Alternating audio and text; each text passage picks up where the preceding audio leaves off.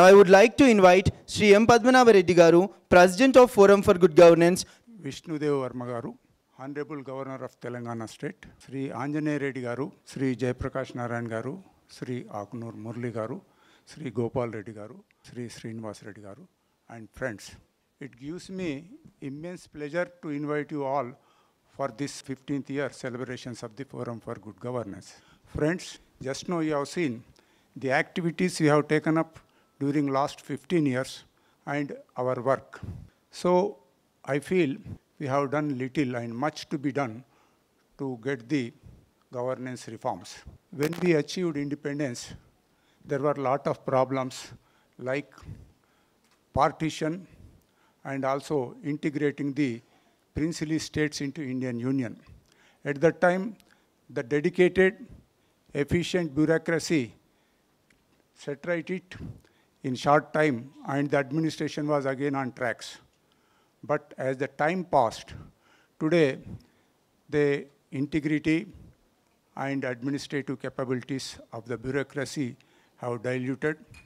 Now, most of them are shifted their loyalties from constitution to politicians. With the result, there is all-round malfeasance and misgovernance. To improve the transparency and accountability in administration, Indian Parliament has enacted RTI Act. This was initially give good results, but as the time passed, it has diluted, and many states there are no information commissioners, and Telangana is not an exception. Gandhiji said, India lives in villages. If villages are developed, the country will develop. For this, the 73rd and 74th constitutional amendments were made to make them constitutional bodies.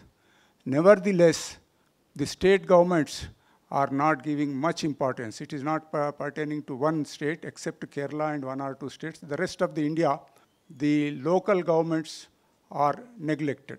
If we want to develop the country, this organization, that is local governments, have to be strengthened. The long-awaited electoral reforms are still awaiting us. It is in the year 1951, Representation of People's Act was enacted. At that time, the political space was filled with freedom fighters who went to jail for the purpose of independence. At that time, Teethless Act was enacted, and as the time passed, in the 75 years, today, we have close to 50% of our honorable MLAs and MPs having criminal record. This should not be good for the Indian democracy. So there is a need to amend the Representation of People's Act, and also the parties which are recklessly in their election manifesto showing freebies. So this freebie culture also should be contained in the act, that any political party promises that they will give so many this and that. They should also explain where from they are getting money. So unless these reforms are taken and Representation of People's Act is amended, our democracy will not be in strength. So we have judicial system. In India, justice is very costly and delay. People are slowly losing confidence on the deliverance of justice by our courts, our system, legal system. I will quote one example. Few years back in Rangareddy district, a lady doctor, young lady doctor, was raped, murdered, her body was burnt. Such a heinous crime. Immediately, police caught the accused persons, and in 2 days, they were encountered. People, nobody objected to this. Everybody was appreciating the action of the police. This trend should not go. We should have a systematic judicial system. So for this purpose, I suggest that there is an urgent need for judicial reforms. Then comes the electoral reforms and police reforms. Police reforms is a must, but then it is taking a long time. Today we have with us Sri Anjaney Reddy Garu, former Director General of Police. He did a lot of work on police reforms. I request him during his speech, he will dealt with these police reforms. So friends, there are problems and problems for Indian democracy, but all is not lost. We have a robust economy. When India got independence, we were one of the poorest countries in the world. Today, our economy is 5th largest economy, and shortly we may be touching the 3rd place. This proof of pudding is eating it. Economy is growing, but poor people's lives are not yet improved.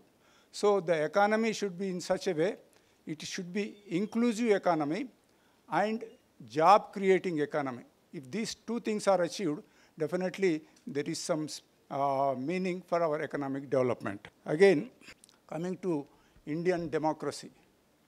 Ours is the largest democracy in the world. Maybe 90 crore people exercise their franchise. Our election commission systematically, as per schedule, conduct the elections. And using good technology, the elections are, voting is conducted, and on the counting day, within few hours, results will come out. This does not happen in many countries. Some places, the counting goes on for days together. So we should be happy with that.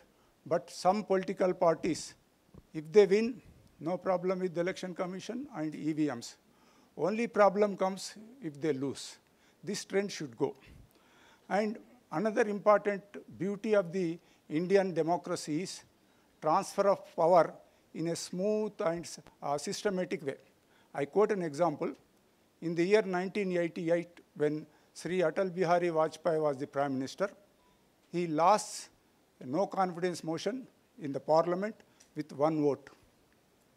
Immediately that man went to president and tendered his resignation. This will not happen anywhere in the world. Take the example of Sri Lanka, what happened? Bangladesh, Pakistan, Nepal, Burma, all these countries, transfer of power was riots and bloodshed.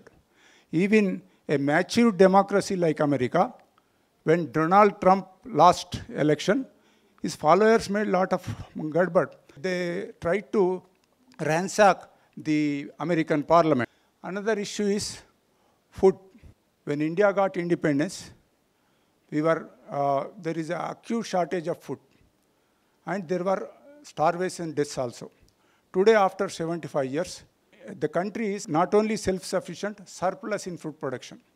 But that is not the full story, because our food, especially the poor who are eating this rice, are nutritionally deficient. Government of India, under public distribution system, recently they announced this will be a fortified rice they will supply. That is, minerals and vitamins will be added to that rice, and people can take the vitamins also. Apart from this, we have a white revolution, that is milk. Plenty of milk. Today, India, wherever you go, there is a milk production. Again, another thing is just coming is blue transformation, that is fish culture. So all these things put together, definitely they will take care of the nutritional requirement of the Indian society. Friends, a couple of days back, 3 American economists got the Nobel Prize. Their work is why some states are poor, countries are poor, some countries are rich. In their analysis, one of the systems they found out is, in the country where there is a good governance and corruption-free administration, they will prosper. It is a lesson for India. We should have a good governance and a corruption-free administration so that we will also develop. So friends, before concluding, I am confident that by 2047, if we take up some reforms, India will be a developed country and a superpower.